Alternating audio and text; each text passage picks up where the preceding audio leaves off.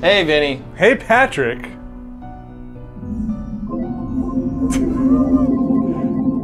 Welcome to Splice. Remix! That's my... It's actually... Hey, Patrick. Cypher Prime, the creators of Auditorium, have created a dubstep simulator. Okay. Like the most relaxing dubstep simulator. Agent 47's head! Yo, you're backwards.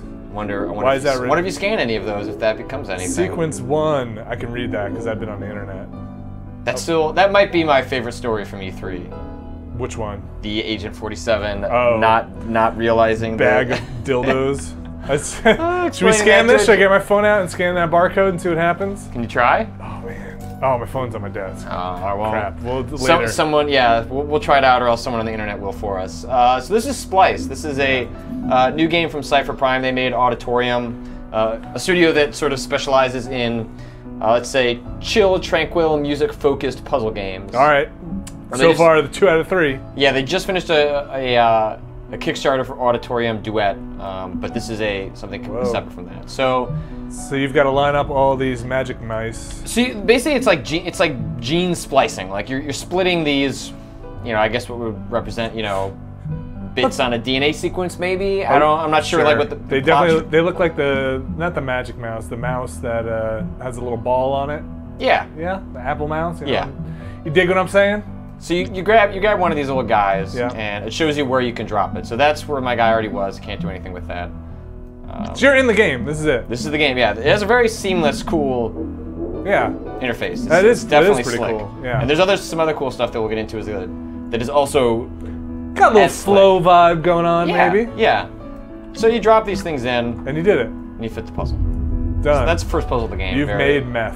Very simple. The whole game has this really cool kind of flow through the interface, and that's what I said. It's like flow.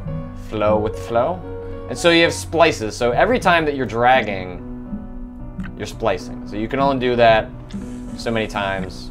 I'm not 100% sure I'm following you yet. All right. So you it's yeah.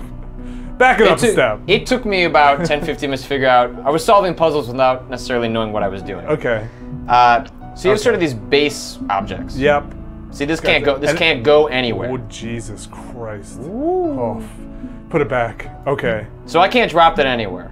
Because you can't. Fits. That's just the rule set of the game. You have to be grabbing these outward ones. Always the outward one. So why did it turn into that? Because as you adjust the shape, it splits. So a lot of the game, it's hard to describe exactly. I will say, even having played through, I think there's 7 sequences of the game. I'm halfway through sequence 3. Sometimes a lot of this game is just sort of like dropping things in places, thinking you're headed in the right direction, but not quite sure how you're getting there. So you've got 2 splices you can make to solve this puzzle. You have 2 turns, basically. Yeah. So basically, you just can't grab these base splices. Gotcha, you can't grab this one. You have to grab these extra ones, manipulate them around, and drag that to different spaces. So as you do that, basically, a lot of the puzzles, the way they work out, is you're setting up one side so that when it splits, it automatically fills the other side. Nature loves symmetry. Yeah, it's absolutely it's a game of symmetry that. So that's not a base one you just grabbed? No. Okay, that's an. So base one is like. Okay. But even the base ones, you can pull it all the way to the other side. Like once they start getting much more complex and big, you can take the base ones and start dragging them, like say, all the way out here. But I can't drag that one because that connects the whole thing together. Yep. If I drag this one away, then you're dead. It's no longer the Agent 47 that I'm trying to create through this gene sequence. Well, I'm Agent 48. It didn't work out so well. So you could just keep dragging these. Splice is exhausted. And one of the cool things the game does is even once you've exhausted all your options, you can still keep futzing with it. So basically, a lot of times in puzzle games, you'll reach the end of your turns, and it says you failed. You failed. Start over, and now now here you can keep messing with the puzzle. Right. And if you can sort of futz out, this is what I'm supposed to be doing, then you can go back in from the start and actually apply that. So at the top there, that's your negative 8 of 2 splices. It's kind of a par time, right? Over there where it says strand 1. But even if I was to figure it out, I think I'm too far. I think I've messed with it too much too. Yeah. Oh. Or actually, no, I could solve it. So yeah, so a lot of the stuff, lot of the game involves like sequences like this where you have a straight line and you're trying to bump things so they'll fit. Yeah. One of the nice things this does is, other than letting you keep going, so they're like, you know, ostensibly I could have played this, and then figured out some lessons I could have applied from the beginning. Yep. Right. And then I can rewind and see all of my moves. Do you ever run out of that rewind juice? No. This is the farthest I've pushed this, so I've never gone 13 moves in before. But I can go all the way back to the original puzzle. And then I can go all the way back. Jeez. Okay, cool. But it allows you to kind of, especially as the puzzles get more complicated, right. I hate when puzzle games sort of make that an item. Sure. Like, oh yeah, reverse your turn. It's like, well, okay. I mean, for some games it works, but this is much nicer because it allows you to experiment and not feel bad about it. Or you can just reset the puzzle entirely. So this one's actually pretty simple. I created symmetry. Not gonna lie to you, Patrick. Still not 100% grasping your actions to what's happening on the screen yet. But I'm kind of an idiot. So this is a very difficult game. This is definitely one of those games that very difficult to follow until you are making the mistakes yourself. Sure. And seeing how that works out. But so let's look at this example. So what do you think you would want to grab here? The one that you just grabbed. But so look at it this way. So you want to start looking at the shapes. Yeah. So well, you got to get 4 things over there, and that thing looks like it fits exactly into that. It's just reversed. Right. So maybe grab the one on top of it. So you could grab this. Yeah. Bring this over here. You're done. That's it. Yeah. One move. Ask me anything about Splice. You are now a Splice. I'm the best Splice splicer. expert. I'm a splicer. All right, we're gonna jump out to we're gonna get more complicated. So you have different sequences. So when you finish a sequence, it mutates. I'm up through sequence 3, and each one. This is cool. I like their menu system here. Very slick. Yeah.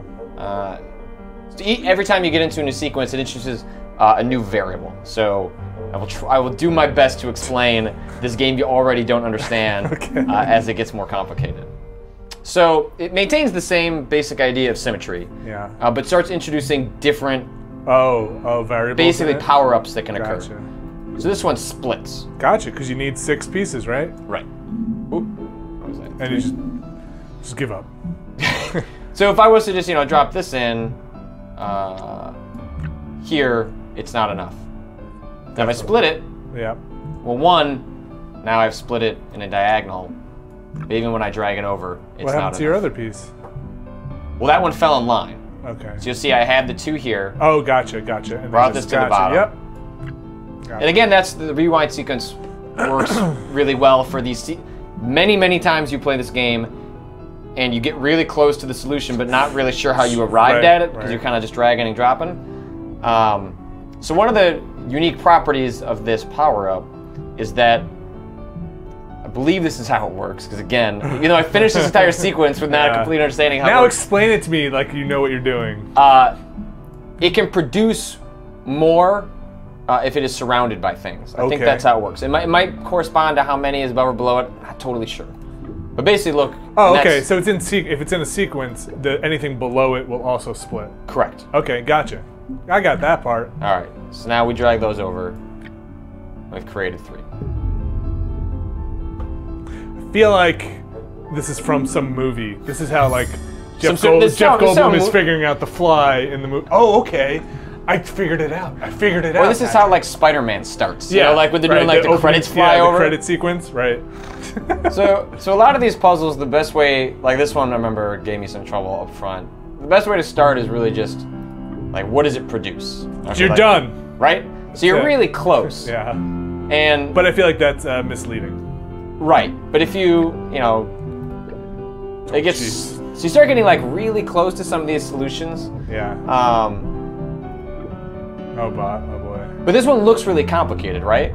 You've got all of these pieces, they're all over the place. What am I gonna start dragging to this, it's. Well, I've only got 2. It can be really overwhelming, and that's so the devil's in the details in this game.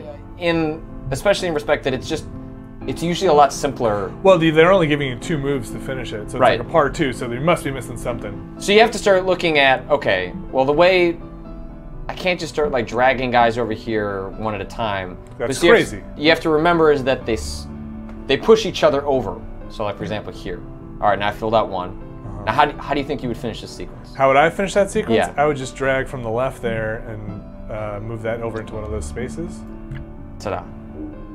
You did it, Vinny. It just made chlamydia. Oh no! Yeah. Good Oh, job. that's how the epilogue of this game would be. Actually, you were part of a terrorist organization that is creating bioweapons. Have you played that iPhone game where you're the plague? No. You basically invent your own virus and try to kill the world with the plague. That sounds terrible. I know it does, right? And it's kind of fun. And it basically like it's a fun puzzle game that's like. Whoop. It's not even really a puzzle game. You get power-ups and say like, now your virus is airborne by birds. Jesus! You just infected all of Africa. Like, yeah, they should incorporate this part into it. I forget what it's called. I'll show it to you at some other point. It's crazy. It's really makes me feel ashamed when I play it. Anyway. But you have a lot of fun when you do it. It's weird. What's that one do? Wait, have you watched Downton Abbey?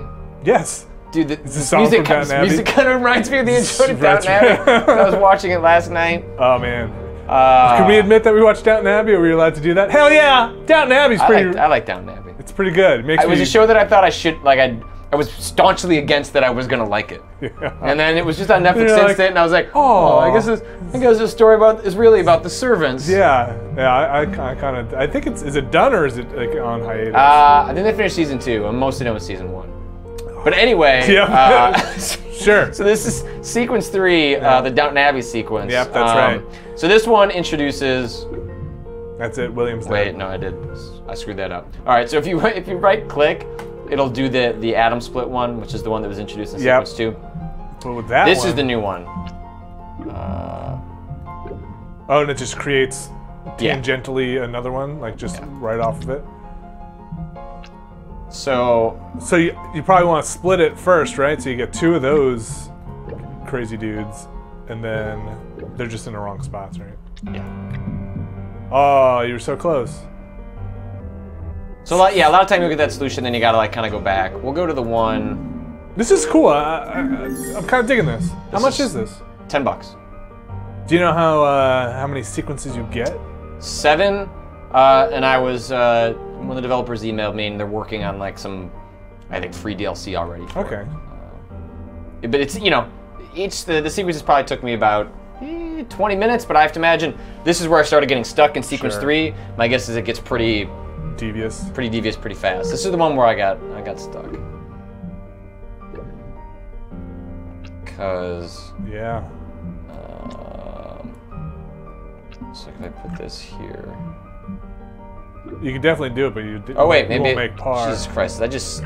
I spent like 15 minutes playing this before we started this quick look.